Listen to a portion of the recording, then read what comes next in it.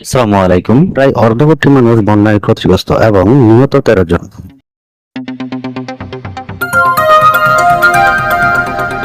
বন্যায় এ পর্যন্ত 11 জেলার 45 লাখ মানুষ আক্রান্ত হয়েছে বলে জানিয়েছে দুর্যোগ ব্যবস্থাপনা ও ত্রাণ মন্ত্রণালয়।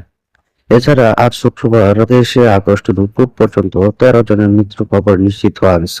বন্যার সামগ্রিক পরিস্থিতি নিয়ে একদিন দুপুরে ব্রিফিং করে দুর্যোগ ব্যবস্থাপনা মন্ত্রণালয়। সেখানে জানানো হয় এখন পর্যন্ত 1,88,000 মানুষের নিরাপদ আশ্রয়ে সরিয়ে নেওয়া হয়েছে। পরিস্থিতি মোকাবেলায় আইন শৃঙ্খলা রক্ষাকারী সকল বাহিনী একসাথে কাজ করছে।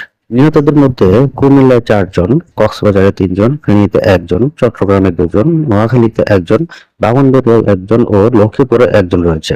ব্রিফিংয়ে আরো বলা হয়, কুমিল্লা ও ফেনীতে পরিস্থিতি তদারকি অন্তর্বর্তীকালীন সরকারের উপদেষ্টা অবস্থান করছিলেন। দুর্গত মানুষের জন্য সাহায্য হিসাবে সরকারিভাবে 3,52,00,000 টাকা এবং 20,150 মেট্রিক টন চাল সহায়তা হিসেবে প্রদান করা হয়েছে বলেও জানিয়েছে দুর্যোগ ব্যবস্থাপনা ও ত্রাণ মন্ত্রণালয়।